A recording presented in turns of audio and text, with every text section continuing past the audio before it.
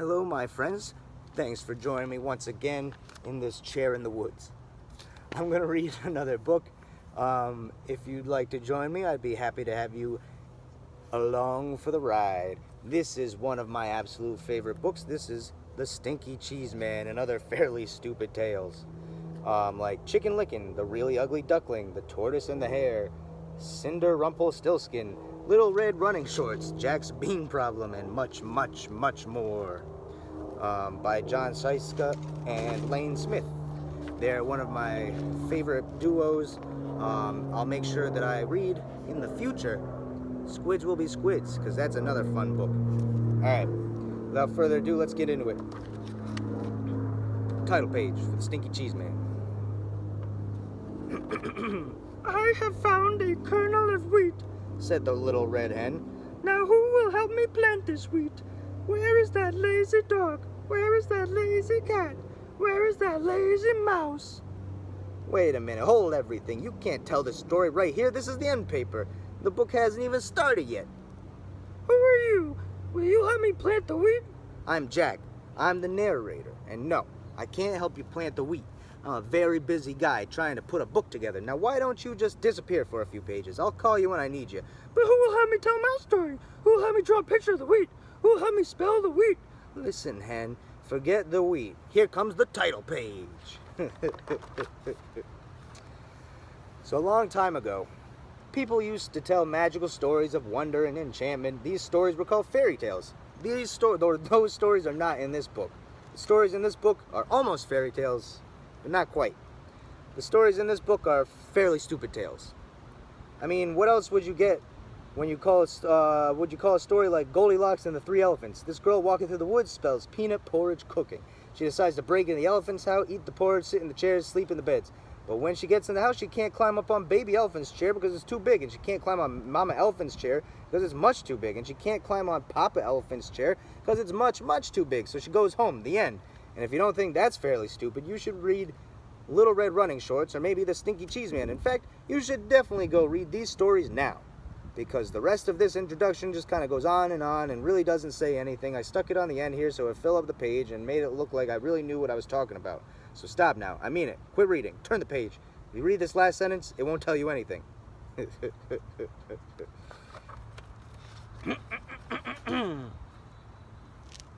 Story number 1. Chicken Lickin.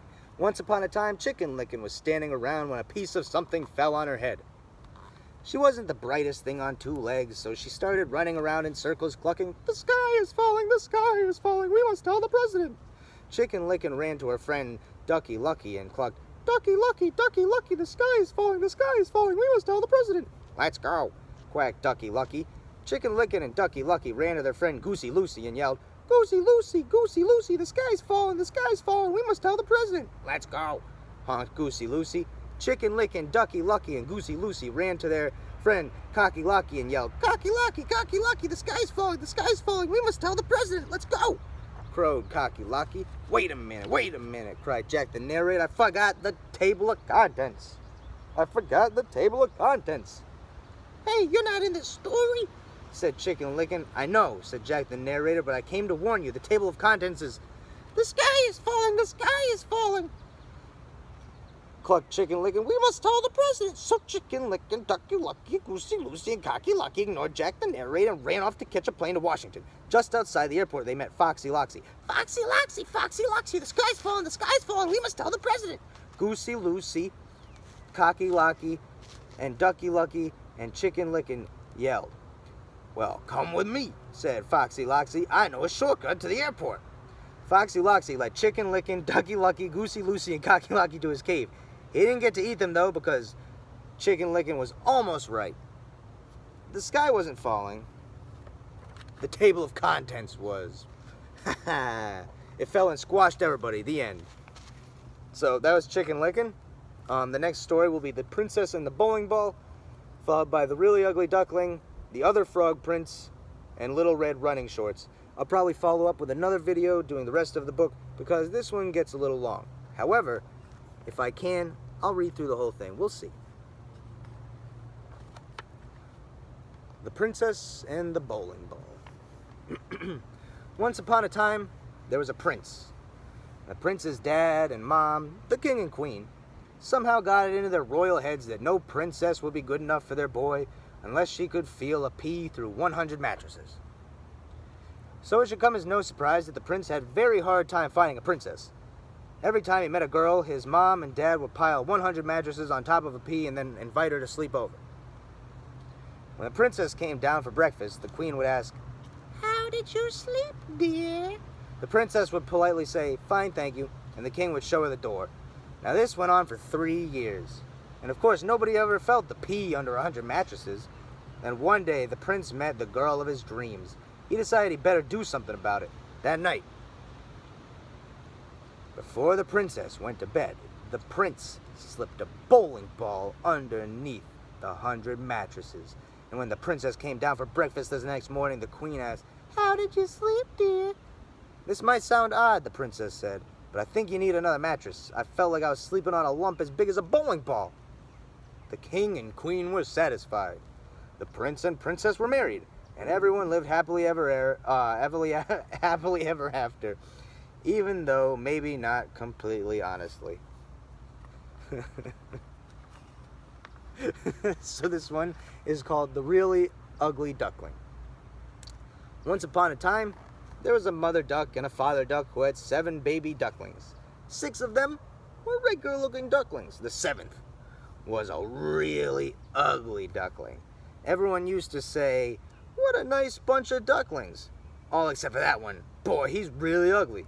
And the really ugly duckling heard these people, but he didn't care. He knew that one day he'd probably grow up to be a swan and be bigger and better and look better than anybody else in the pond. Well, as it turned out, he was just a really ugly duckling. And he grew up just to be a really ugly duck. The end. Now this story is called The Other Frog Prince.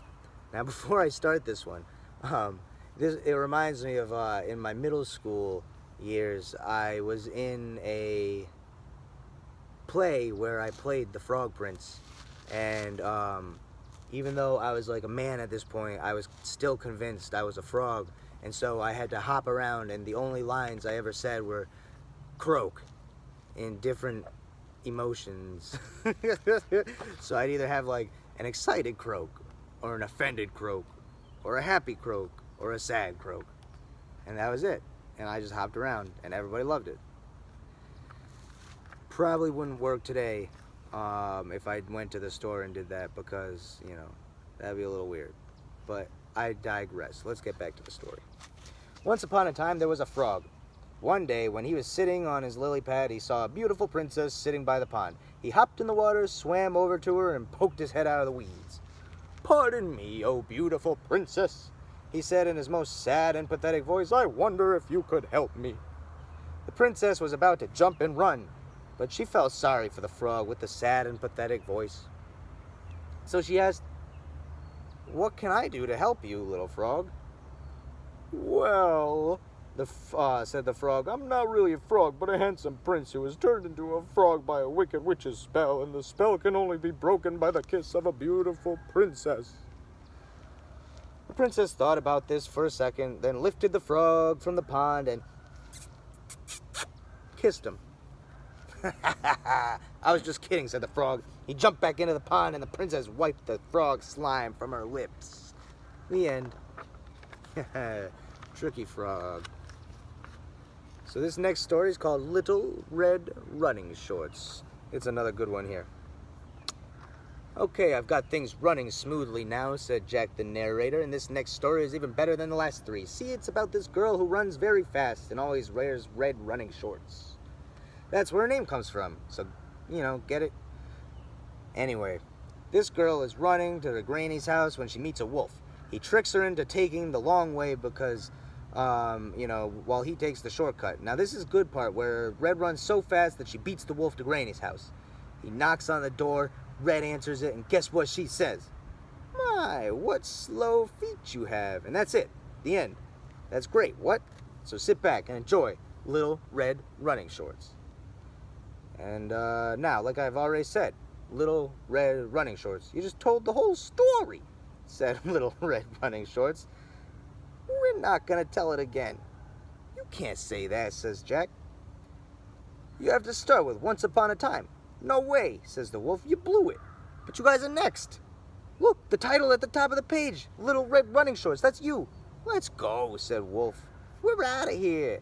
Wait, you can't do this. These stories are supposed to be 3 pages long. What do I do when we turn the page?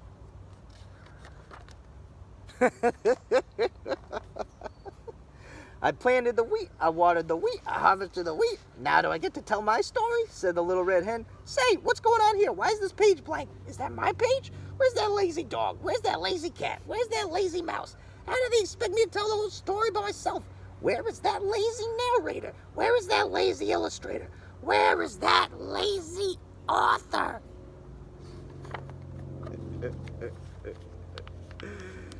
All right. So thanks for coming with me, guys, on this interesting adventure, where I read through the first half of the Stinky Cheese Man and other fairly stupid tales. Make sure you join me next time, and I will read the second half, and you'll be able to actually hear the Stinky Cheese Man story. So make sure you don't go away. Hit that subscribe button so you can hear the second part when it comes out, and I'll catch you guys later. Stay safe, stay happy, enjoy yourselves.